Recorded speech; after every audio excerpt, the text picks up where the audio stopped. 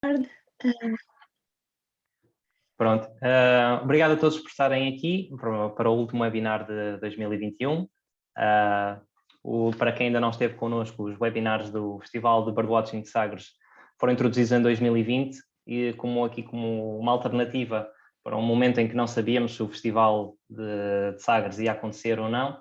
Felizmente aconteceu e felizmente vai acontecer também em 2021, mas a verdade é que nos apercebemos que isto era uma ferramenta demasiado importante para deixarmos de utilizar só porque podíamos. Isto realmente trouxe aqui umas vantagens muito grandes de podermos trazer pessoas de todo lado, todas as zonas do país e mesmo de outros países para participarem connosco. E a nossa intenção sempre na equipa de organização do Festival de Sagres é trazer mais conteúdo e diversificar mais, portanto isto foi uma ferramenta ótima. Também funciona como uma espécie de teaser para as pessoas do que é que se podem esperar em Sagres e por isso fazemos estes webinars em setembro, porque assim as pessoas percebem-se do tipo de atividades que podemos divulgar e pronto, e juntam-se a nós em outubro, que afinal é o que nós queremos. Portanto, para quem ainda não sabe, vamos estar em Sagres de 1 a 5 de outubro. Convido-vos a visitarem-nos. O evento é gratuito, a maior parte das atividades são gratuitas, há algumas atividades pagas com parceiros locais, atividades como a observação de golfinhos e a observação de aves marinhas em barco, mas a maior parte das atividades são gratuitas e são feitas por entidades como, por exemplo, a Sociedade Portuguesa de Botânica, que vai fazer uma atividade de reconhecimento de flora local na zona do Forte do Beliche. Aqui connosco hoje, para representar a Sociedade Portuguesa de Botânica, temos a Ana Júlia, vai-nos falar do único tema que sai um bocadinho do que podemos encontrar em Sagres, vai-nos falar dos olivais tradicionais de Baixo Alentejo, mas afinal este é um tópico que uma colega da CPE, que faz parte da organização também do festival, a Carolina já me tinha falado deste tópico dos olivais tradicionais e realmente achamos que era muito interessante também, apesar de não ser no Algarve, achamos que era muito interessante falar deste assunto também aqui no festival e de falar do trabalho que tem sido desenvolvido pela Sociedade Portuguesa de Botânica. Da minha parte, eu estou muito curioso também para perceber a riqueza que estes olivais, a riqueza e a importância destes olivais, porque na minha cabeça os olivais normalmente são associados a uma zona de espécie única, não é? Normalmente onde vemos um cultivo de olivais são só olivais, porque o que eu costumo ver são olivais não tradicionais, não é? Olivais intensivos. Portanto, gostaria de ver realmente aqui o contraste com o que são os tradicionais e a importância dos mesmos. Portanto, pronto, passo aqui a palavra à Ana Júlia, a pessoa que vocês vieram para ouvir, e força, Ana, tudo teu. Olá, boa tarde. Portanto, esta vai ser uma apresentação simples, no fundo para mostrar o valor destes agroecossistemas que são os olivais tradicionais do Baixo Alentejo, em particular os olivais de sequeiro que ocupam os solos básicos não calcários, os barros de beja e solos similares. Okay. Portanto, os olivais e outros sistemas agrícolas de sequeiro, como as vinhas, o amendoal, as culturas de cereal de inverno, ocupam uma vasta área por toda a região do Mediterrâneo. Olhando do ponto de vista de uma fotografia aérea a partir do Google, um olival, por exemplo, neste caso, é um olival ali na zona de Moura, ou seja, um mosaico de olivais na região de Moura, que é basicamente semelhante ao que é um mosaico de olival na zona da Andaluzia, ou na Grécia, na ilha de Creta. Estes sistemas agrícolas de sequeiro, estes olivais, ocupam essencialmente os solos calcários e outros solos básicos não calcários, como depois vamos agora ver à frente. Porquê? Porque a oliveira, como espécie, como cultivar, necessita de facto, gosta de cálcio. E a sua gestão tradicional destes agroecossistemas passa pela lavra cíclica do solo, que normalmente é realizada 1 a 3 vezes por ano, normalmente é realizada no final do verão, depois às vezes no final do inverno, já quando acabaram as chuvas, e às vezes no final da primavera. Muitas vezes em conjunto portanto, com o cultivo da azeitona, não é? Neste caso que é o output principal destes olivais. Muitas vezes faz também o cultivo de cereal, essencialmente trigo e também aveia, mas também de leguminosas como grão, normalmente são cultivados nas entrelinhas. Portanto, há esta perturbação cíclica do solo, que normalmente é realizada mais atualmente por grados de disco. Normalmente é uma perturbação do solo que vai até aos 5, 10 centímetros e que lá está realizada anualmente, pelo menos uma vez por ano. E o que é que estes olivais têm também muito particular?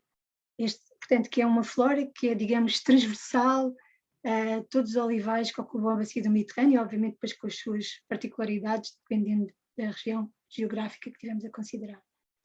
É a flora arvense dos solos básicos, que é diferente, por exemplo, de uma flora arvense dos recadios. A palavra arvense vem do facto de ser arável, de estar associada à agricultura, e que tem normalmente o nome comum, são as consideradas as infestantes agrícolas, em castelhano as malas herbas, em francês a mauvaises herbes, ou as weeds em inglês, ou as daninhas, mas que são comunidades muito ricas de plantas e que são constituídas por os chamados arqueófitos. O que é que são arqueófitos? São plantas antigas que se especiaram a partir quando se deu o início da agricultura desde o Médio Oriente e que se espalhou por a Europa e pelo Mediterrâneo, ou seja, são plantas que evoluíram nestes novos nichos criados pelo homem durante o Neolítico e que obviamente se adaptaram de uma forma muito estrita com a perturbação que o homem começou a fazer nestes novos sistemas, não é? É uma evolução empurrada, no fundo, sem querer, pelo homem, que foi trazendo estas plantas dos ambientes que estavam marginais a estes novos espaços agrícolas e que foram especiando, digamos, intencionalmente e não intencionalmente pelo homem. Depois inclui neste elenco, nesta comunidade, há também um elenco de espécies nativas que têm uma distribuição alargada, ou seja, são plantas que têm, digamos, uma ecologia mais ruderal, que gostam desta perturbação nestes sistemas agrícolas, mas depois há também um conjunto de espécies que têm uma distribuição restrita, ou seja, são plantas que habitavam em diferentes áreas geográficas do Mediterrâneo e que foram ocupando estes novos espaços abertos. E que muitas delas se especializaram exclusivamente nestes novos ambientes. E algumas delas são endemismos mediterrâneos, outras são endemismos só do sudoeste da península do oeste mediterrâneo, da península ibérica, mas vamos vendo depois exemplos concretos desta espécie. Ou seja, nesta comunidade de plantas, que é de facto muito rica, há um conjunto alargado de espécies com diferentes origens biogeográficas e com diferentes distribuições geográficas. Essencialmente, estas plantas, uma vez que há esta perturbação regular do solo, são essencialmente herbáceas perenes, mas sobretudo plantas anuais. Ou seja, há um conjunto de plantas que, durante a estação desfavorável, que pode ser o verão, a maioria delas, ou o inverno, elas passam a maior parte do tempo no banco de sementes.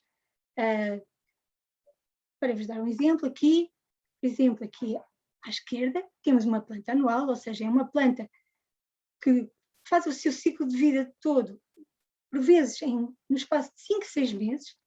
Ela germina a partir do banco de sementes, faz uma roseta basal, floresce, frutifica, tudo num espaço relativamente curto de tempo. Temos outras que aguentam também, podem aguentar a lavra, mas que têm órgãos subterrâneos, podem ter ou bulbos ou rizomas, e que aguentam também a lavra. Obviamente que estamos a falar de plantas que depois, no sistema agrícola, ou no caso dos olivais, vão ocupar nichos diferentes. No caso das plantas anuais, elas toleram de facto esta perturbação regular do solo e por isso elas conseguem estar nos sítios que são, nos locais que são aráveis, nas linhas e até nas entrelinhas quando elas são lavradas.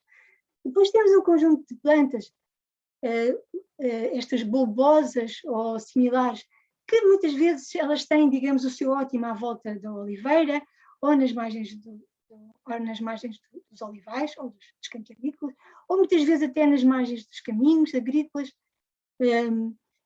Outras plantas que, aguentando a lavra, preferem também ocupar nichos menos perturbados. Portanto, é uma comunidade, de facto, com diferentes estratégias. O que é que elas têm em comum? Por um lado, uma sincronização da sua fenologia com as práticas agrícolas. No caso das anuais, como eu referi, elas aguentam no banco de sementes durante o verão e depois desenvolveram uma dormência, aguentando digamos, o inverno, a época de frio, até que, ao mesmo tempo que são iniciadas as culturas de inverno, elas começam a germinar em simultâneo com essas culturas de inverno, já no final, digamos, dezembro, janeiro, fevereiro, e depois fazem todo o seu ciclo de vida, germinam, fazem o seu corpo vegetativo, lançam a flor, até meados da primavera. E depois, quando se aproxima a nova lavra, que normalmente acontece quando acabam as chuvas, não é? Quando a terra já não está ensopada, que acontece normalmente em meados de maio, elas já estão a frutificar e lançam-se a semente ao sol. Novamente aguentam, depois de todo o período de verão no banco de sementes. Ou seja, esta sincronização com esta perturbação regular que acontece derivado da lavra, há esta adaptação, ou seja, são plantas que desenvolveram dormência física, dormência fisiológica ao nível das sementes. Muitas delas necessitam da escarificação mecânica para conseguirem germinar. Algumas não é diretamente a escarificação mecânica, mas o facto de a lavra, o que é que ela vai fazer? Vai tirar o extrato herbáceo que estava lá do ano anterior e vai possibilitar a entrada de luz. E é muitas vezes esse flash de luz que faz com que elas germinem. Também interessante é verificar que muitas destas, nomeadamente os arqueófitos, desenvolveram uma mimetização morfológica às plantas cultivadas. Ou seja, tal como as plantas cultivadas que foram, digamos,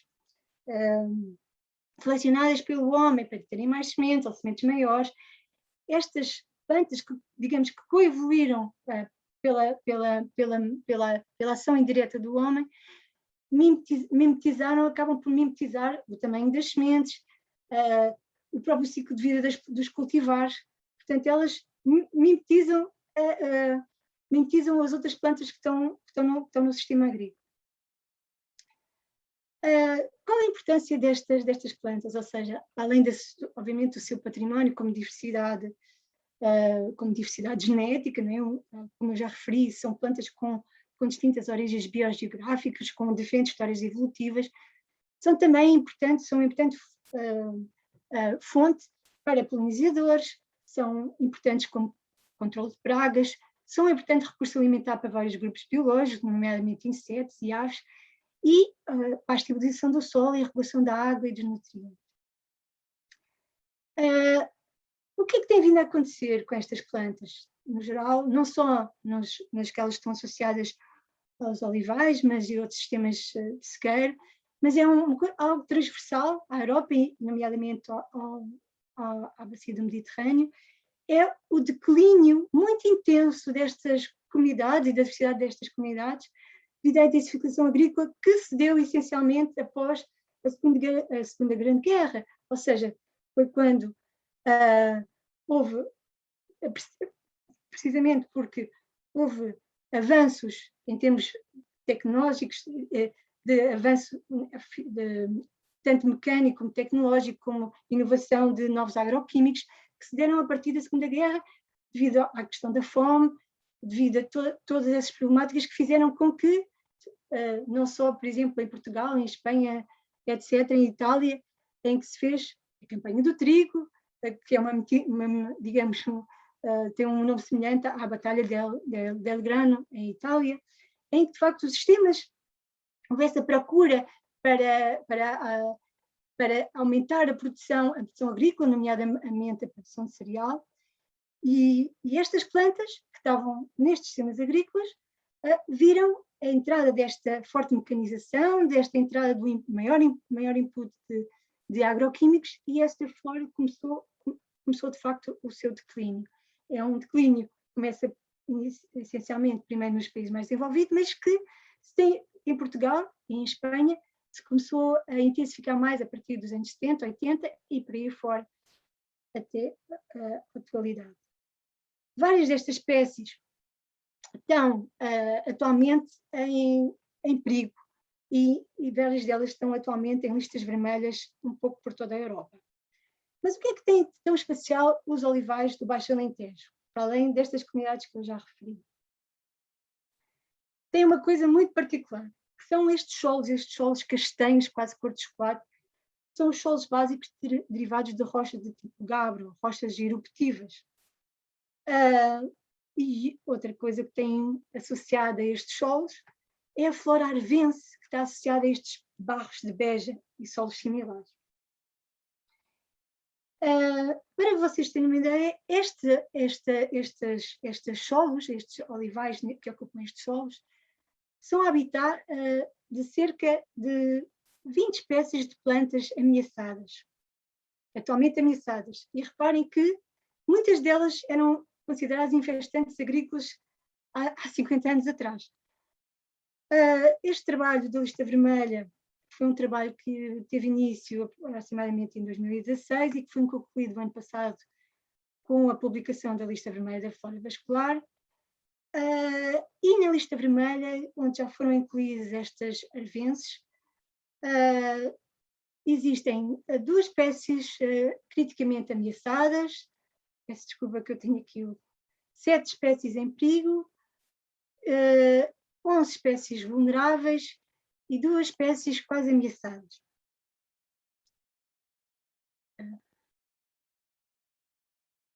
Estas são algumas dessas espécies que eu vou falar um bocadinho em particular de cada uma delas. E em particular vou começar aqui pela Linaria ricardoi, que é um endemismo português.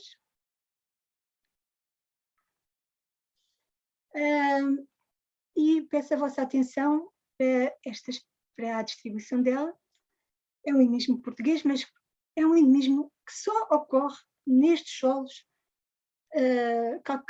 não calcários na região de Beja, que se estendem, digamos, grosso modo, neste triângulo que é Vendinha, Montoito, Ferreira, mais a oeste e a este Serpa, sendo, digamos, o núcleo, digamos, maior da distribuição dos núcleos principais desta planta será Ferreira, Bringel, Cuba. E reparem,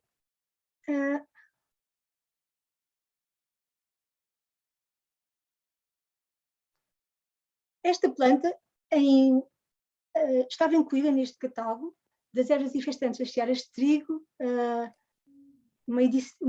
uma publicação de 1958 do João Carvalho Vasconcelos, em que esta planta era considerada infestante. E o autor recomenda a monda manual no nosso endemismo português. E reparem, ela na atualidade é uma planta que está em perigo. É uma planta anual, uma planta de ciclo de vida muito curto, ela começa a germinar, digamos, no final de inverno, ela está em floração no final de março,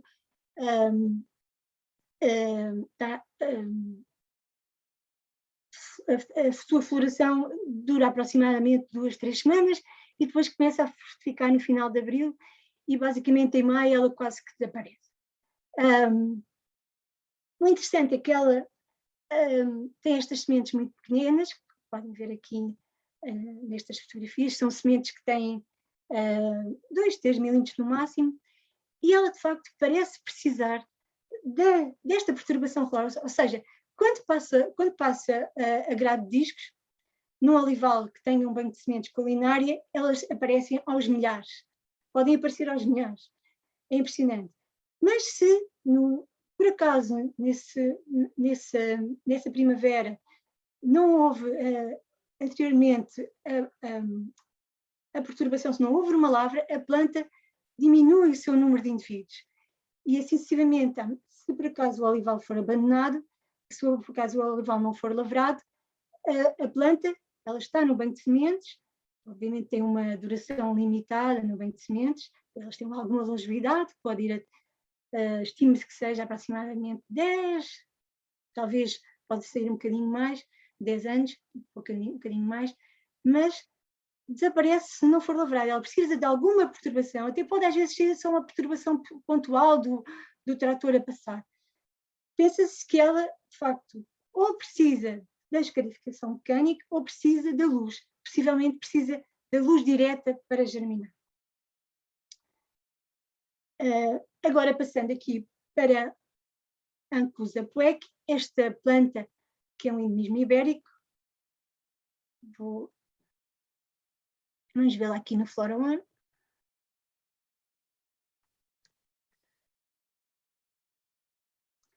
Reparem na distribuição desta planta. Novamente, em Portugal continental, é um endemismo ibérico, só ocorre em Portugal e em Espanha, ela só existe, só se conhecem 3 núcleos desta planta. Dois deles em Trigás, aliás, desculpem, um deles em Trigás e 2 deles aqui na zona de Serpa. Núcleos muito pequenos, estamos a falar de núcleos com 30, 50 plantas, criticamente em perigo em Portugal continental e em perigo em Espanha. Só ocorre também na zona da Andaluzia, também só em olivais de sequeiro, que ocupam também solos básicos, neste caso derivados de margas.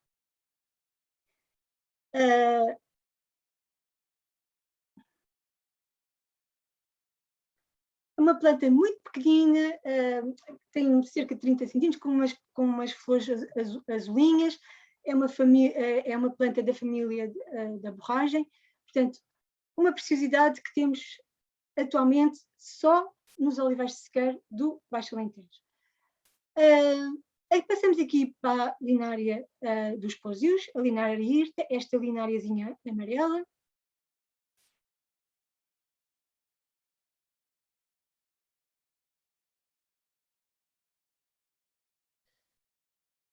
Esta linária dos pósios é também uma planta anual, tal como a linária ricardoi. Este é um endemismo ibérico, é uma planta que só ocorre em solos básicos, não estritamente nestes solos da região de Beja, mas ela ocorre muito pontualmente também ali na zona de Elvas, e também há núcleos dela conhecidos para a zona de Lolé, para os olivais ali no Algarve, na zona de Lolé.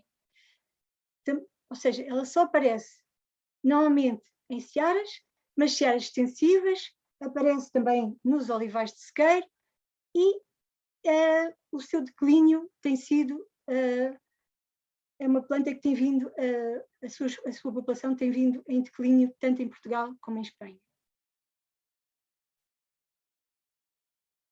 Agora, uma planta diferente, esta Adonis, diferente porquê? Porque é uma planta de distribuição ampla, de facto é uma planta que é considerada um arqueófito, ou seja, as tais plantas que se originaram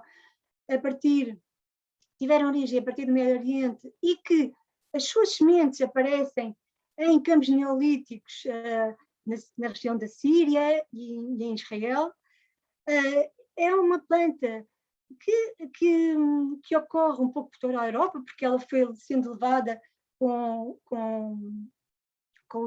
as sementes das cultivares, mas que em vários países ela está ameaçada e que atualmente em Portugal e também em Espanha é uma planta que está atualmente vulnerável, muito vulnerável, porque as suas populações têm sofrido um declínio acentuado.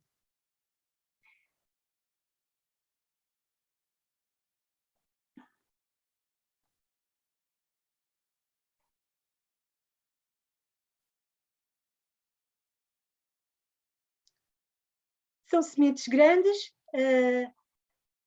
que não germinam também com facilidade, parecem também, de facto, precisar de uma perturbação mecânica, uma escarificação mecânica para germinar. Reparem na distribuição dela em Portugal continental. É, de facto, também muito pontual e só aparece em solos básicos.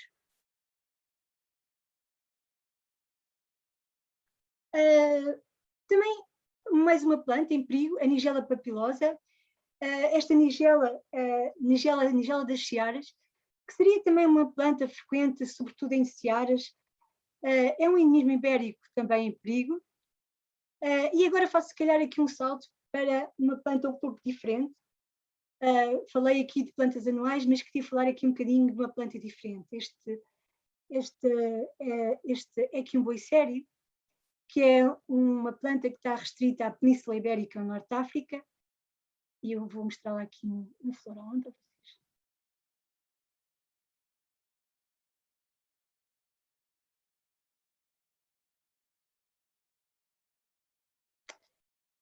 É uma selagem gigante, reparem no tamanho da planta aqui em escala, e reparem nos núcleos dela. É atualmente muito rara, e é uma planta perene.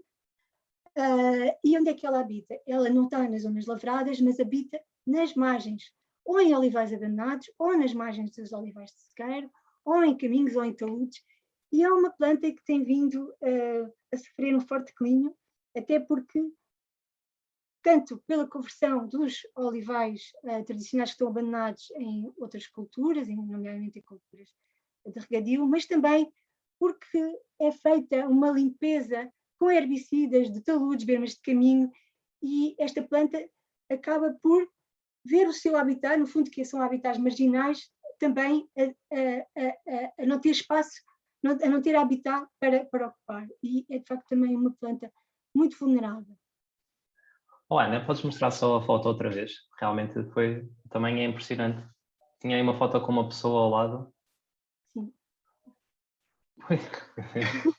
Sim, okay. ela, sim, é uma selagem gigante mesmo. Portanto, ela tem uma roseta, tem uma grande roseta que às vezes pode ter um metro de diâmetro, e é uma planta que a floração não ocorre sempre. Quando ela é uma planta que, quando floresce, dá este escape enorme, que pode ter às vezes 3 metros de altura, e ela, quando floresce, morre. Ou seja, é uma planta monocárpica, dá esta grande floração, produz várias sementes, depois o escape seca e a planta, todo o escape seca, tomba, e é uma forma estranha de vida, mas morre totalmente. E o que é engraçado é que vê-se que estas rosetas, estes núcleos populacionais, têm a sua floração é síncrona, está sincronizada, então vê-se vários destes escapes secos no mesmo núcleo populacional.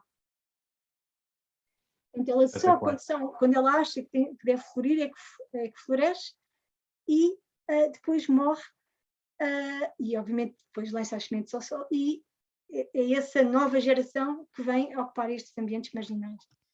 Olivais abandonados, taludes, bermas de caminho. Aqui tem uma fotografia de um olival, portanto, um olival já abandonado, alguns onde normalmente se encontram os maiores núcleos, que é aqui na zona de Berinjel. São essencialmente quase todos eles a sul de Berinjel, que é uma zona que sabemos que está agora em forte alteração. Desculpa só interromper, aproveito só para recordar também às pessoas que nos estão a acompanhar no Facebook, também já vi que há algumas. Se tiverem questões, podem escrever no chat, podem escrever no Facebook mesmo, e depois eu passo essas perguntas aqui à Ana Júlia no Zoom. Pronto, e as pessoas que estão aqui também podem, já vi que tem alguns comentários também, mas pronto, podem ir colocando questões também. Eu próprio já coloquei uma. Pronto, podes continuar, Ana, obrigado. Relativamente àquilo que se passa atualmente no Baixo Alentejo, em particular nesta região, aqui assinalada a amarelo, é que de facto a área, digamos, destes solos, destes barros de beja e solos similares, derivados destas rochas, destes gabros e dioritos, essencialmente, é de facto isto, não é? Portanto, a expansão, nomeadamente do olival intensivo de regadio. Isto é aqui apenas digamos, um screenshot do que se passa. Reparem aqui à esquerda temos a Ferreira do Alentejo e aqui temos o Guadiana, ou seja, até Quintos, antes de Cerca. Reparem nesta imagem em 2006, o que estão assinalados são as culturas intensivas de regadio, excluindo os pivôs de rega. Reparem agora na área, assinalada verde é a área dos bairros de Beja e solos similares, e reparem neste incremento brutal para 2019. É um aumento exponencial das culturas permanentes, sobretudo culturas permanentes intensivas de regadio. Aqui, só focando no olival intensivo, a partir de um relatório da EDIA, reparem no incremento exponencial em área de olival, portanto, no Alqueva. E o que está a acontecer é isto, de facto, estas culturas intensivas de regadio, elas estão aí para cima de tudo, e em particular para estes olivais de sequeiro e outros sistemas extensivos de sequeiro, e o que está a acontecer é o arranque deste olival e a sua substituição por culturas intensivas de regadio. E no que respeita a esta flora, que é uma flora ameaçada, está a ser destruído o seu habitat. E não só é a destruição do seu habitat, porque a utilização de herbicida com alternativa às lavras mecânicas e a implementação de rega e ensombramento vai fazer definhar o banco de sementes e, obviamente, a comunidade de plantas altera-se. É radical. É muito interessante ver que, no primeiro ano da instalação destes sistemas, há um bloom destas espécies, desta flora arvense, ficam extremamente floridos nessa primeira primavera, mas passado um ano o declínio é de facto imenso. E até que ponto? Sabemos que até que ponto este banco de sementes vai aguentar, sabemos que não será para sempre, porque estas culturas têm uma rotatividade que vai aos 8, 10 anos, mas sabemos que depois delas saírem, volta a ser instalado, se não é olival, é amendoal, e obviamente este banco de sementes vai desaparecer e estes núcleos populacionais destas plantas, não só das ameaçadas como das outras, irão obviamente sofrer um forte declínio. Mas não só, isto também está a conduzir à perda de heterogeneidade paisagística, e aqui é uma discussão que acho que também é importante alargar. Quer dizer, aqui não é só a questão da flora, é a questão das aves, é a questão de outros grupos biológicos, é a questão do próprio valor da paisagem. É uma paisagem, a paisagem do Baixo do Alentejo, no fundo, está a sofrer uma homogeneização, está a sofrer uma forte alteração. É uma discussão que, do ponto de vista da flora, faz todo o sentido, porque são espécies que estão identificadas, estão catalogadas, têm categoria de ameaça no âmbito da lista vermelha, irão fazer a sua transposição para o Cadastro Nacional de Valores, e a velocidade de alteração, desde que fecharam as portas da barragem do Alqueva, é de facto muito acentuada, como podemos ver por aquele pequeno exemplo de Ferreira a Quintos, ou aquele gráfico extraído de um relatório dia a dia. Bem, para quem percorre o Baixo Alentejo, e não só na região de Beja, é de facto uma alteração brutal, muito rápida, e há que fazer qualquer coisa para impedir a destruição destes sistemas agrícolas tradicionais, nomeadamente os olivais tradicionais do Alentejo, porque são, de facto, os últimos redutos da flora arvense do Baixo Alentejo, uma vez que os outros sistemas foram desaparecidos. Sabemos que as culturas anuais estão a desaparecer, sabemos que toda a paisagem está a sofrer uma forte transformação. É por isso urgente a valorização e a conservação destas parcelas de olival tradicional para garantir a conservação desta flora ameaçada de elevado. E eu terminava, se calhar, aqui, agradecendo, e podemos, se calhar, agora passar à conversa. Muito obrigado, Ana Júlia. Da minha parte, só agradecer desde já pela apresentação. Estava com receio, confesso que isto, muitas vezes, quando tocamos nos temas da botânica, torna-se difícil que as coisas sejam mais gerais, né, mais leves, e que se entrem em apresentações muito densas. Estava com receio que fosse o caso, não foi? Acho que foi uma abordagem muito geral para leigos como eu, portanto, obrigado por isso. Vamos então aqui ver as questões. Portanto, eu acho que a primeira questão foi mesmo minha, portanto, entretanto, aqui um participante, o Ivo, que já me respondeu, que tinhas uma fotografia de uma papoila vermelha e que estava na listagem das 20 espécies ameaçadas. E eu como costumo ver muitas papoilas vermelhas por aqui, sei que há diferentes espécies de papoilas, mas pensava que vermelhas havia apenas uma. Eu continuo a partilhar, não é? Sim. Sim. É para ter espécies de papoilas. A Papaver roas é também um arqueófito. É de facto a planta, digamos, a papoila icónica, mas nestes sistemas aparece também outras papoilas, nomeadamente a Papaver, esta Papaver muito, muito bonita, esta papoila, Papaver híbrido, que tem estas anteras azuladas. É também uma planta relativamente comum nestes olivais, e eu gosto sobretudo de solos básicos, ou seja, há algumas papoilas que são estritamente solos básicos, há outras, como o caso, por exemplo, aqui da Papaver argemone, que é uma papoila lá mais do norte, tem poucos núcleos aqui mais para sul, mas há várias espécies de papoilas, sendo que a papoila de pétalas brancas é a Papaver somnífero, que é também uma planta ruderal que vai aparecendo às vezes nas areias, mas vai aparecendo pontualmente, um pouco, sobretudo em areias. Ela gosta muito de aparecer, né, em areias. Não sei se isso responde à tua questão. Sim.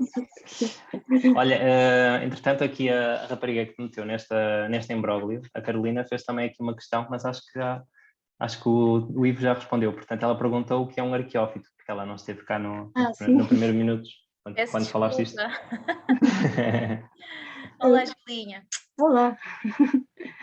Sim, na verdade é uma planta que, sim, foi introduzida há mais de 500 anos. Aliás, são plantas que tiveram origem no Neolítico e que são plantas que muitas delas ou originaram-se já nestes novos ambientes criados pelo homem, no Médio Oriente, nestes, digamos, primeiros campos de cultivo, mas também são plantas que vinham de ambientes marginais a estes novos ambientes agrícolas.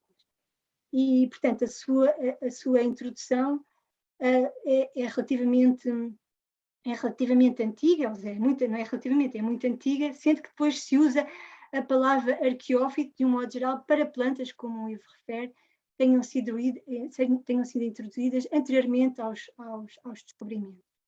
Sendo que aqui estes arqueófitos são de facto mesmo muito antigos, são arqueófitos que foram espalhados desde o Médio Oriente pela bacia mediterrânea, ou seja, à medida que a expansão da agricultura foi sucedendo, desde esse momento, não é? Portanto, desde há mais de 10 mil anos. E porque eram levadas com as sementes, com as cultivares, não é? Com as sementes dos cultivares. nomeadamente dos cereais, não é? Das aveias e dos trigos, etc. Obrigada, giro. Mas não se utiliza a palavra só para estas erventes, não é? Utiliza-se este termo para a flora, para outras espécies que foram introduzidas de outras origens que não a questão agrícola. Uhum. Ok, boa, obrigada. Olha, o Domingos tinha aqui a mão levantada. Aproveito só. Podes ligar o micro, Domingos. Aproveito só para ler aqui um comentário dele. O Domingos estava aqui a dizer que uma das espécies demonstrada era parecida com uma outra espécie das Canárias, era isso? Portanto, isso até é boissier e parece muito com as ginastas das Canárias. Sim, a Ana Júlia, antes de mais, quero dar os parabéns à Ana Júlia pela fascinante apresentação e também os parabéns à Sociedade Portuguesa de Botânica e todos os envolvidos no trabalho da lista vermelha da flora e envolvidos no trabalho constante do site Flora One. Eu sou um acérrimo utilizador e descobridor de toda a informação espetacular sobre flora que está nesse website.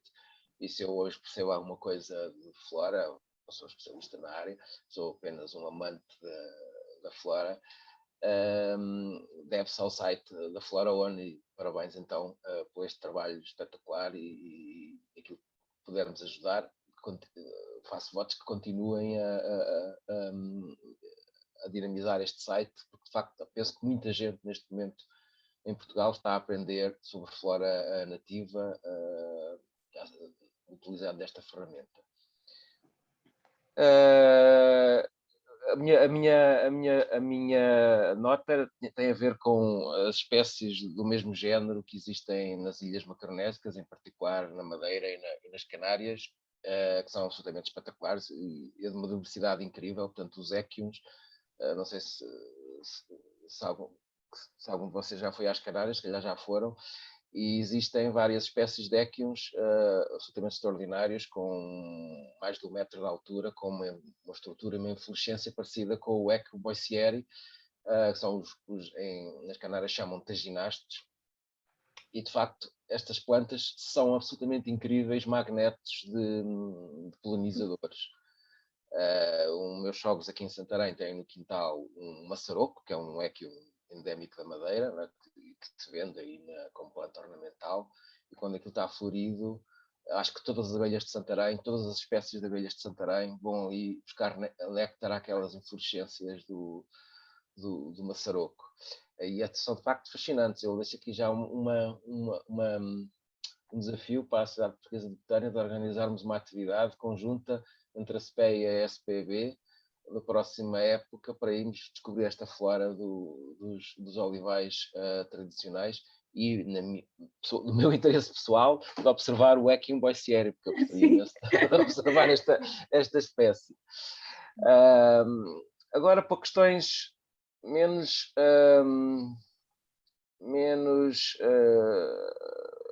fáceis de tratar, de facto, o que temos aqui em mãos no Alentejo, no Baixo Alentejo, mas também no Alto Alentejo, é uma guerra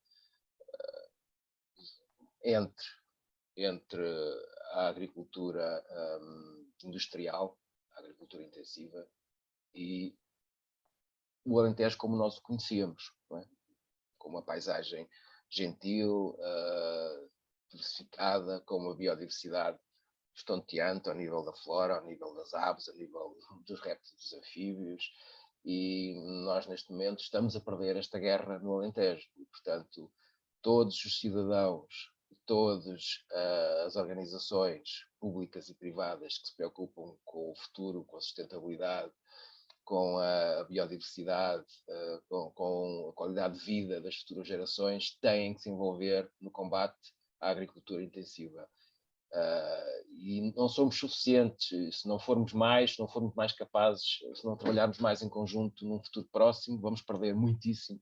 Eu não sei se não vamos perder muitas destas espécies que temos de estar aqui a falar hoje.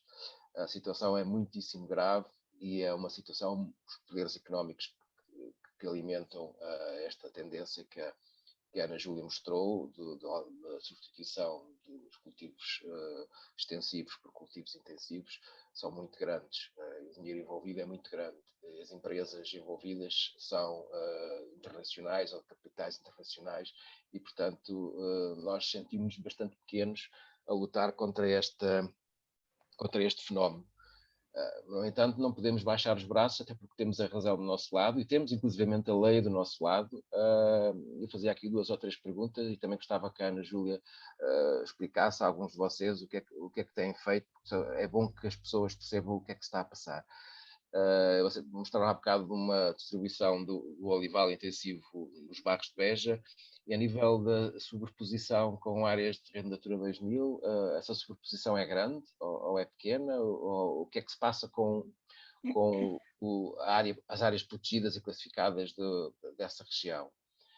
E há a possibilidade de, com esta nova informação que temos hoje sobre o estado das espécies da flora, de que o ICNF, ou o Ministério do Ambiente, venha a reforçar o trabalho, o investimento em conservação da natureza nessas áreas, e o que é que a Sociedade Portuguesa de Botânica pode fazer e o que é que a Sociedade Portuguesa de Botânica quer ou necessita que nós também, nós cidadãos ou outras ONGs, possam fazer. Também, se calhar, dava só este assunto era uma apresentação para um debate. Em primeiro lugar, a questão é tão crítica que nós estamos a falar, de facto, de parcelas muito pequenas, é uma área geográfica muito pequena e que isso poderia ser até uma ajuda, mas de facto não é. Não é porquê? Porque há um SIC que foi estabelecido para a Linária Ricardoi, mas que basicamente cai ao lado da área de distribuição da Linária Ricardoi, ou seja, ela é uma área pequena, ainda por cima que está fragmentada, mas que... Isso na origem foi porque não se conheciam ou foi porque houve pressões para que não fossem incluídas determinadas parcelas? O que é que acha? Eu acho que não havia o conhecimento ainda suficiente da planta, porque se julgava que ela não era tão estrita, mas ela de facto ela é endémica, mas é endémica só destes solos. Fez a delimitação ali um bocadinho para Cuba e pouco mais, ou seja, atualmente nós já andámos à procura dela no sítio que está delimitado para SIC, mas já não existe nenhum núcleo. Depois há uma área um bocadinho mais a norte que não corresponde aos solos que ela precisa, e todo o resto não tem qualquer estatuto de proteção. Ou seja, a planta tem estatuto de proteção, ou seja, ela é listada nos anexos, está listada como prioritária de conservação e está nos anexos 2 e 4 da Diretiva Habitat, mas há aqui uma dificuldade imensa para, como ela está, como os sítios, como o SIC que foi atribuído, a planta não está lá, ela está fora e de facto ela não tem propriamente, não há assim grandes meios legais para a proteger, a não ser a questão dos anexos. Mas qual é a questão relativamente aos anexos? Ou seja, a planta, imagina que sinalizamos um núcleo para um determinado olival. Nós fazemos a denúncia ao ICNF, o CNF pode fazer um auto de notícia, mas há aqui digamos, o ICN, por um lado, faz auto de notícia, mas a DEGRADE dá autorização, ou seja, pode até impedir que haja conversão para regadio, mas não impede a conversão deste olival e não impede o arranque. Ou seja, há 2 entidades que não se entendem, não sei se por não comunicarem, relativamente, eu estou a falar da Linária porque ela é o chapéu, porque é a única que está incluída em anexos. As outras plantas ameaçadas estão na lista vermelha, mas ainda não foi feita a transposição para o Cadastro Nacional de Valores. Portanto, eu falo da Linária porque ela é, de facto, o chapéu para todas estas espécies ameaçadas.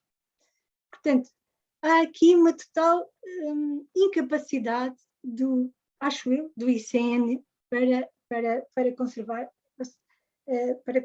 esta espécie e para proteger as demais.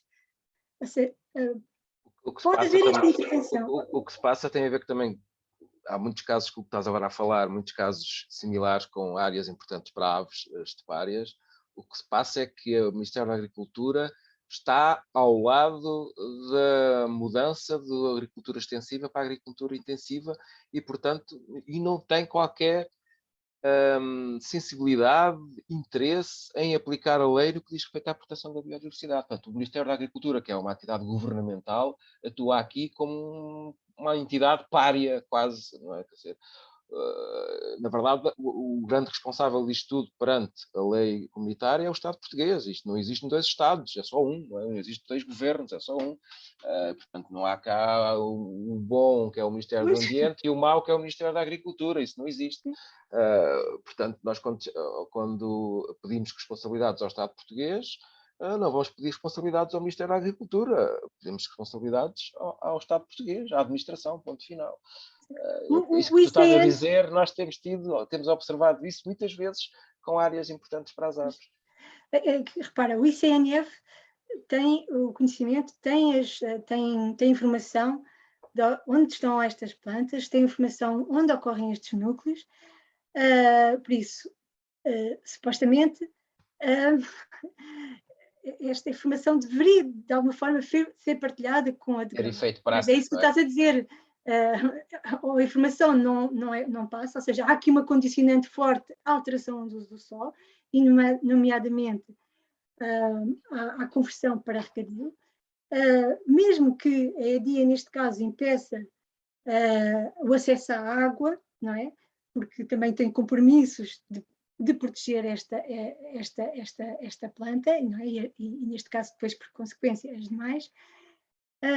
Os proprietários podem ir, e é o que está a acontecer em Brigel, não estão a ir buscar água ao Alqueva. Eles estão a fazer furos, estão a ir buscar a outras e tudo isso é feito com bacias. cobertura, com o beneplácito do Ministério da Agricultura e inclusivamente algumas instituições do Ministério do Ambiente, como a CCDR e a APA. Só que isto é tão rápido a conversão, Pois não dá. que é tão rápida a conversão que chegamos ao terreno, fazemos a denúncia, o ICNF faz o auto notícia para as máquinas, mas fica tudo igual. O que é que acontece? É convertido, por exemplo, para cereal, mas é convertido para cereal intensivo. Entretanto, já entraram com as máquinas, fizeram a aplicação de fitofármacos, que isso faz logo, quer dizer, mata logo os núcleos, não é? Que eclodiram na primavera prévia, não é? Tu vais ao terreno, as plantas não estão lá, estão no banco de sementes. Até quando é que eles vão segurar em cereal ou em cultura anual? Até quando é que o ICNF depois vai conseguir que eles segurem em cultura anual e não convertem depois? Porque depois há aqui, o que é a conversão?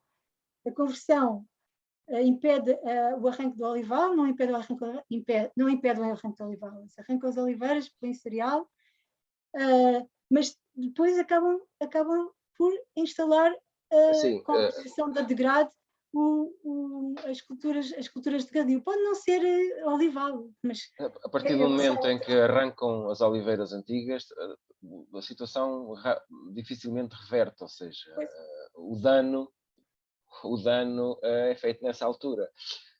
E se no passado tivemos situações em que a União Europeia obrigou o Estado português a reverter para a situação inicial, eu estou-me a lembrar de um caso parecido com o que estás a falar, não é? Na ZPE de Campo Maior, em que foi instalada uma vinha autorizada pelo Ministério da Agricultura numa área de reprodução da betarda, não é? Houve uma queixa, na altura foi a LPN que fez essa queixa, e a Comissão Europeia, na altura, estamos a falar há 20 anos atrás, obrigou o Estado português a repor a situação inicial.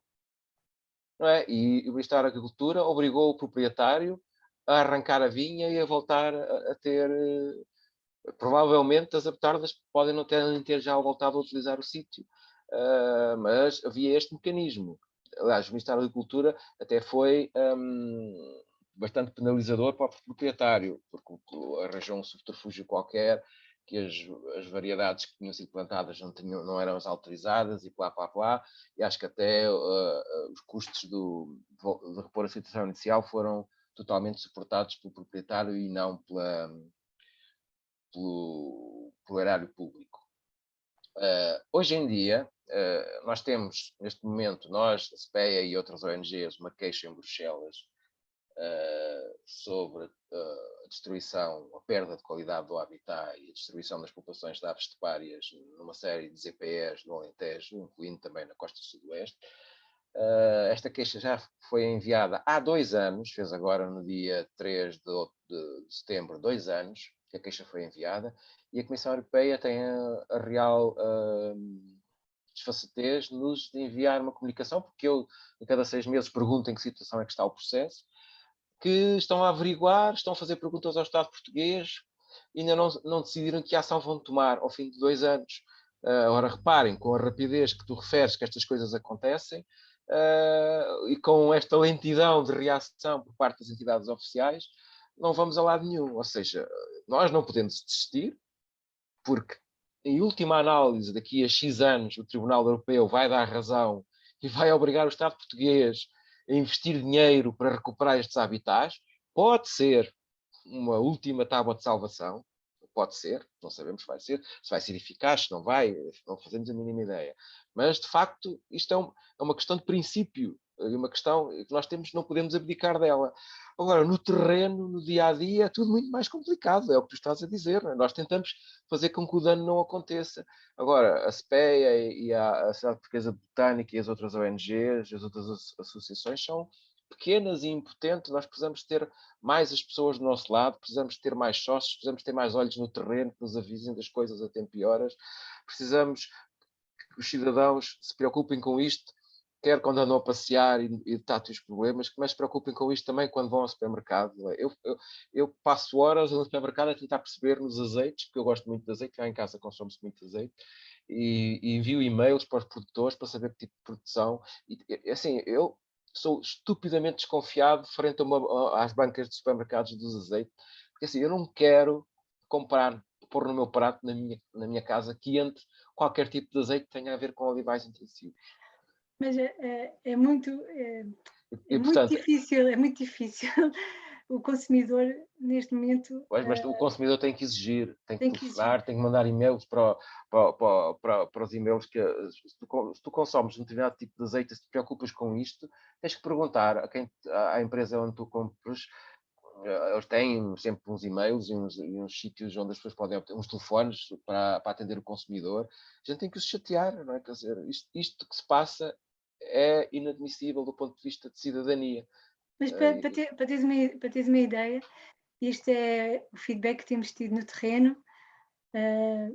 Pronto, nós estamos de facto a falar de parcelas e se calhar se formos contabilizá-las à mão, estas parcelas que às vezes não têm mais do que 100 por 100 metros, não têm mais do que 1 hectare, se calhar estamos a falar de, nestes solos, pronto, só referindo aqui ao Baixo Alentejo e à área que eu referi, se calhar estamos a falar atualmente de umas 100, 120 parcelas pequenas, sendo que, por exemplo, no caso da Leonardo Ricardo, ela... Vocês têm isso tudo inventariado neste momento? Temos inventariado e estamos a inventariar os olivais que estão a ir ao ar, os núcleos de Linária Ricardo que estão a ir ao ar, desde que o Alqueva fechou portas, já assinalámos cerca de 40 núcleos de Linária Ricardo que foram ao ar, 40 núcleos, só da Linária, portanto, ou seja, núcleos que estavam registados e que foram ao ar, ou seja, que foram convertidos em culturas intensivas. O que é que, do ponto de vista desse...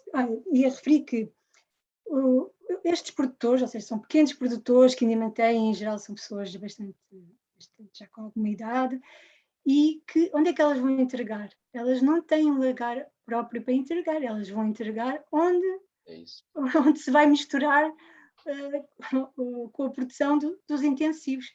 E não, quer dizer, o que eles têm não tem tem vindo a hipótese. assistir é o preço da azeitona cada vez a valer menos, precisamente porque a concorrência é muito grande, para além de ser misturado com a azeitona que é proveniente de regadio. Portanto, eles vão mantendo isto porque são os carolas que gostam, que de facto, pronto, quer dizer, é a terra deles, é o sítio que eles trabalham desde sempre, mas é muito difícil segurar porque depois são assediados para comprar e depois já levamos baldes de água fria, eram olivais que conhecíamos, mas as pessoas estão demasiado já velhas para depois não, quer dizer, não... Eu não queria estar aqui vendem, já não têm nada a perder, vendem, com pena, obviamente, mas vendem. O que é a SP Botânica? A SP Botânica é uma sociedade pequena. Ou então podiam vender à Sociedade Portuguesa de Botânica. Pois, podiam, exato. Era bom, aliás, e algumas das perguntas falam nesse sentido, de valorizar, comprar esta azeitona. A SP Botânica, de facto, é uma associação muito pequena e não tem ainda capacidade, ou ainda não teve capacidade para ou com um projeto, ou de facto conseguir ter uma estrutura que recebeste essa azeitona, pagando bem, fazendo escoar este azeite para mercados específicos, porque a gente sabe que há azeite a vender para a Suécia a 30 euros uma garrafa, italianos, outros sítios que muitas vezes até vêm buscar azeitona a outros lados. Mas o que é que nós queremos? Em primeiro lugar é, de facto, conservar estas parcelas, segurá-las de algum modo. O ideal seria comprá-las ou arrendá-las, e isso é muito difícil porque, por exemplo, no caso da Sociedade Botânica, nós não temos dinheiro, já tentámos através de alguns projetos, mas o terreno aqui nesta área é terreno caro, metros quadrados, sabemos disso, sabemos que está inflacionado. Precisamente porque há a expectativa de poder fazer muito dinheiro com o regadio. Mas aqui, o que é que há a fazer?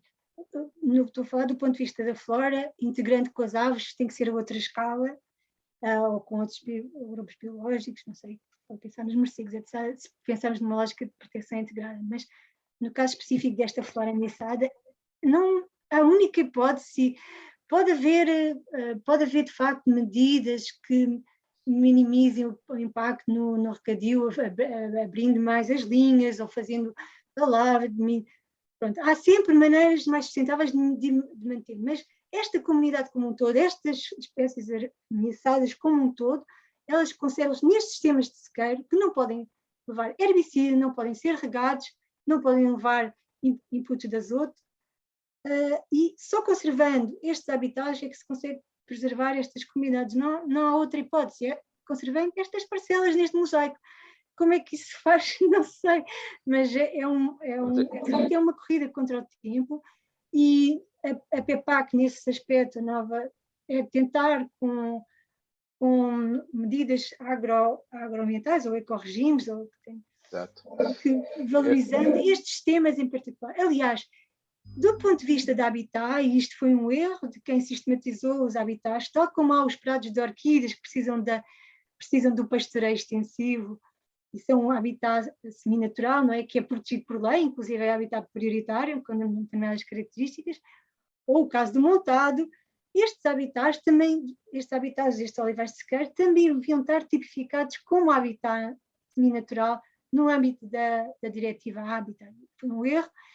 Talvez fosse possível integrá-los, isso seria um trabalho que teria que ser o ICN a fazer, obviamente com a ajuda da SP Botânica e outras ONGs, de tentar tipificar estes temas como habitat natural, não é? Que precisa de obra, como há tantos na bacia do Mediterrâneo, não é? Outra coisa Ana Júlia, desculpa, e Domingos, desculpem lá, vou ter que vos interromper porque senão depois vamos passar aqui muito das horas e até já fomos perdendo alguns participantes. Só para assim para ler aqui os últimos comentários, portanto, relativamente há aqui um muito grande, que não lembro do nome específico. Portanto, o Ivo Rosa tinha comentado que podia também ter um aproveitamento paisagístico enorme. Aqui o Carlos Horta, que é uma pessoa que participou em muitos webinars, tanto ano passado como neste, Mencionou aqui que teve a oportunidade de assistir ao lançamento do livro da Lista Vermelha e do sítio da Flora On, e deu muitos parabéns pela apresentação. O Ivo Rosa pergunta, serão estas espécies arvenses compatíveis com outros modos de exploração extensiva agro-silva-pastoril com o montado? A questão aqui que condiciona as comunidades é de facto o solo. E estas comunidades precisam destes solos básicos. Se é compatível sim, a Alinária Ricardoi, que aparecem montados, ou seja, são sistemas de montado que são também lavrados, não é? Que eram cultivados com cereal, mas há aqui a questão de que o montado, quando associado ao pastoreio, vai modificar as condições. Estas plantas não aguentam o pastoreio. E temos dados disso, temos dados de olivais que são pastoreados, mesmo o pastoreio extensivo modifica. Porquê? Porque o pastoreio faz ele próprio uma gestão do extrato herbáceo, mas faz compactação do solo, faz input de azoto e estas comunidades altera a comunidade. E por isso aqui é a questão do solo, mas é a questão também da lavra e pronto, seria um montado seriam do estilo dos montados como aqueles que ocorrem ali na região de Cuba e ali ao Fundão e Pero Guarda, não é? Em que estão associados ao cultivo de cereal. Seria mais... mas sim, seria possível, mas pronto, com estes condicionantes todos que eu estou a referir. Elas, de facto, são comunidades muito estritas, ecologicamente. Uhum.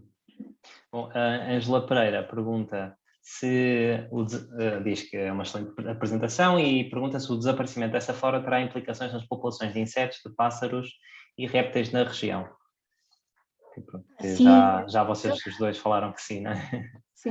Sim, mas isso está documentado. Há muita bibliografia a falar do declínio da flora arvense e dos seus impactos nos outros grupos biológicos, nomeadamente polinizadores. Obviamente que a diversidade da flora é recíproca com a diversidade de polinizadores e de outros insetos, por isso, claro que sim, quer dizer, as coisas estão todas ligadas e valorizar uma coisa é valorizar a outra. Todas estas redes ecológicas, não é? Estas redes. Sim, pode haver, por exemplo, não sei se será o caso aí, mas há montes de situações em que espécies específicas, por exemplo, de insetos polinizadores, dependem especificamente de plantas. Cigarrinha, há uma cigarrinha, agora não me recordo do nome, de uma cigarrinha que só ocorre nos olivais abandonados e parece estar, de algum modo, associada ao Echium, pelo menos indiretamente, ao Echium boicério. Uma cigarrinha só desta região do país. E perguntam aqui, haverá algum tipo de associação de produtores de azeitona, amigos das plantas arvenses, que se poderia oferecer poderia-se oferecer algum tipo de selo de qualidade? Sim, isso era o ideal. Não existe, que eu tenha conhecimento, não existe. Em Espanha existe, através de um projeto LIFE, que é os Olivares Vivos, foi criada uma rede de produtores com um selo, que neste caso não é só amigo desta flora arvense, mas que tem práticas que são boas para a fauna, transversalmente a outros grupos biológicos também, e que seria importante mimetizar também nesta região e não só, né? Quer dizer, tanto para o cultivo da azeitona nestes olivais, mas também para outras culturas de sequeiro, seria importante escoar e ter um rótulo diferente para estes produtores. Seria de facto só que é difícil, ao contrário de Espanha, que são áreas se calhar maiores, com produtores se calhar mais informados. Aqui de facto estamos a falar com uma classe etária, um grupo etário muito mais envelhecido, se calhar com menos escolaridade, com menos, se calhar, maior dificuldade de acesso a fundos, etc. Mas é um trabalho a fazer-se do terreno, pronto, que tem que ser feito com várias... Eu acho só, desculpa lá, eu não vou tomar muito tempo, eu acho que nós temos, a SPEA, a Associação Portuguesa de Botânica, a Sociedade Portuguesa de Botânica e outras entidades, temos que pensar seriamente num projeto desses, similar ao Olivares Vivos, não é? que tem essencialmente essa função de trazer para cima na opinião pública e na vista dos decisores a importância destes olivais tradicionais. E depois, obviamente, criar informação técnica que permita valorizar o produto, que seja um produto genuíno. É verdade que vamos ter que encontrar 2 ou 3 produtores que sejam suficientemente jovens para poder fazer coisas novas e diferentes. Vamos ter que encontrar 1 ou 2 lagares que possam tirar uma parte da sua maquinaria ou do seu tempo para produzir este azeite, porque depois a comercialização disto e a vender para a Holanda ou para a Suécia a 30 euros a garrafa, seja lá o que for, com uma fotografia de Eckham Boissieri, desculpem lá, isso é a parte mais fácil. A parte mais difícil é o que a Ana Júlia diz, é encontrarmos as poucas pessoas que ainda existem que possam fazer algo de novo com esta matéria-prima espetacular que nós temos e que temos a mandar para o lixo à frente dos olhos de toda a gente.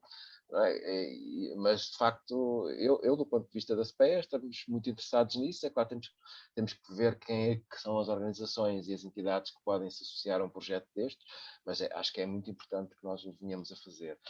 Com a discussão que existe no PEPAC neste momento, a única coisa que podemos fazer que possa ter um efeito mais imediato é tentar pôr dinheiro nestas estruturas. Ou seja, se nós conseguirmos, com a próxima política agrícola comum, o próximo programa de desenvolvimento rural, pôr dinheiro que se veja para deixar estar como está. Estas pequenas parcelas que vocês identificaram, ninguém mexe, não arrancam árvores, não fazem mais lavras nem menos do que as que já fazem, e põe-se lá dinheiro que se veja para os senhores, que até têm uma certa idade, continuarem o resto da sua vida a fazer este tipo de agricultura que sempre fizeram.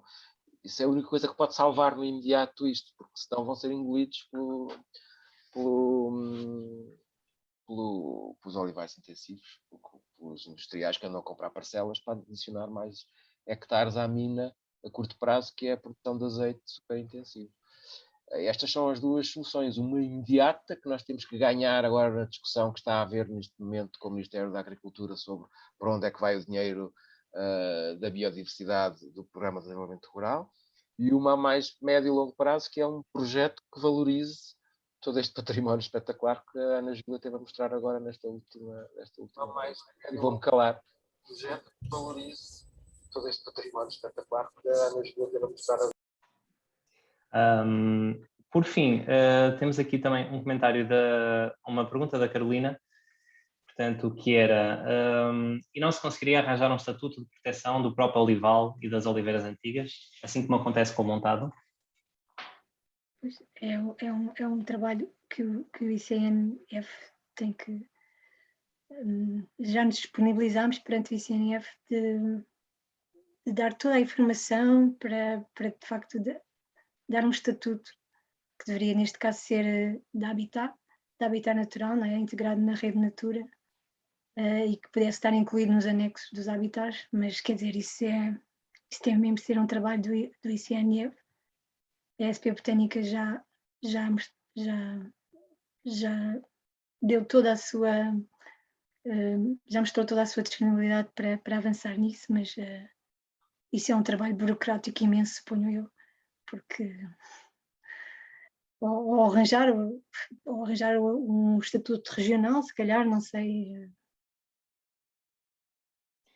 Sim, eu falo apenas digamos, estas perguntas eu acho que são colocadas como, digamos, como um brainstorming, não é? Pois, claro. Porque eu, dentro da Associação à Margem, entendo bem o que é que as pessoas nos depositem, e certamente as outras pessoas que estão aqui de outras ONGs, como é o caso do Domingos da SPE, entendem bem que não podemos fazer tudo que só porque estamos interessados no tema não podemos resolver o tema, não é? Fazemos o que está ao nosso alcance, que normalmente é muito menos do que gostaríamos, e todos lidamos sempre com problemas de recursos, mas pronto, realmente isto na linha do que o Domingos tinha dito antes, a responsabilidade acaba por ser sempre do governo, não é?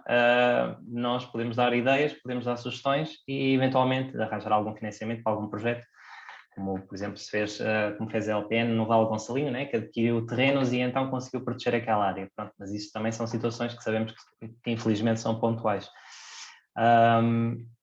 Pronto, já agora, aqui o o Ivo Rosa comentou o nome da cigarra que estavas a... Contentei. Pronto, ok, visto.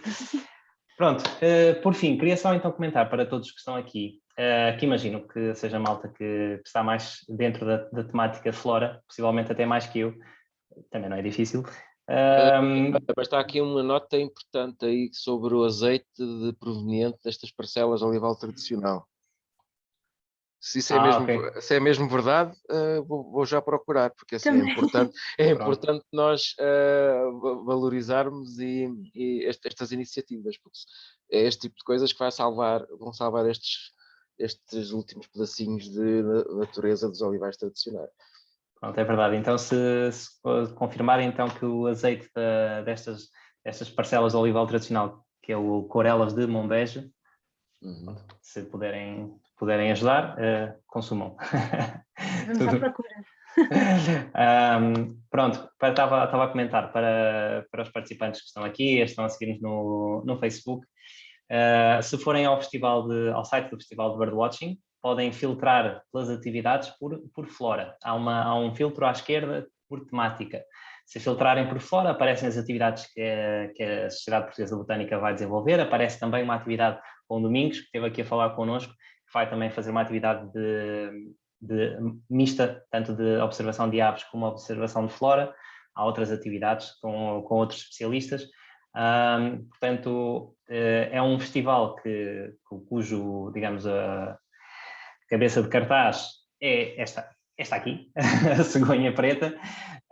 São as aves, é um festival que nasceu, no fundo, por causa da migração das aves, mas evoluiu para muito mais, evoluiu para ser algo geral da natureza, para amantes de natureza. Portanto, há atividades de flora, há atividades de observação de cetáceos, há atividades de cultura, portanto, atividades para todos os gostos, para iniciantes, para especialistas.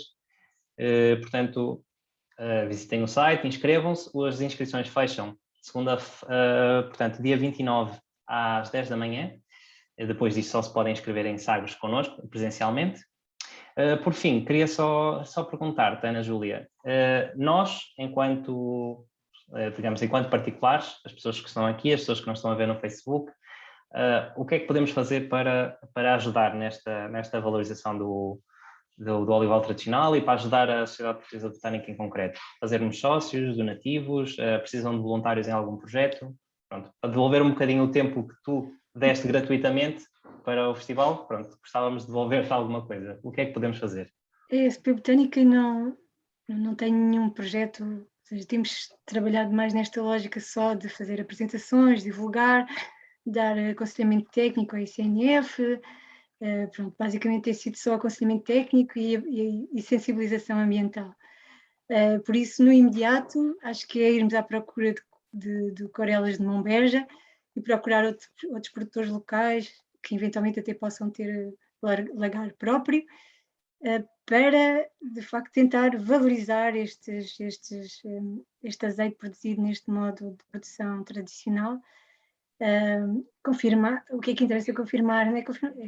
A não aplicação de herbicidas, fazer as lavras, não rega, mas pode tentar, de facto, acho que isso no imediato, fazer-se sócios da SP Botânica, que obviamente que é sempre excelente para uma associação que ainda é relativamente pequena, e vamos tentar, embora ainda não tenhamos conseguido fazer isso, a compra de um olival através de um crowdfunding, mas esse é um projeto, digamos que para breve prazo, mas que ainda não se efetuou, porque de facto é difícil. Por isso eu recomendaria para já irmos à procura de azeite produzido em modo tradicional, desta região em particular, aqui da zona de Beja, Bringel, Ferreira, até, digamos, Serpa, Safara, etc. Muito bem. Já agora, um comentário da mesma pessoa que nos tinha dito no Facebook, que nos falou deste azeite, nos disse também que em Bringel a Associação Quercus tem uma micro-reserva com 4 hectares, que foi inicialmente constituída para a preservação do ECMO boiceiro. Portanto, também é um dado interessante. Portanto, façam sócios, quem puder, quem não puder, simplesmente sigam a SP Botânica no Facebook e em outras redes sociais e divulguem os trabalhos deles, isso também ajuda. Pronto, muito obrigado, Ana Júlia, pelo teu tempo, pelos teus conhecimentos. E aos restantes, vemo-nos por Sagres. Obrigada. Até breve. Deus, obrigado. Muito obrigada, SP. Obrigada. Beijinho, obrigada. Obrigada.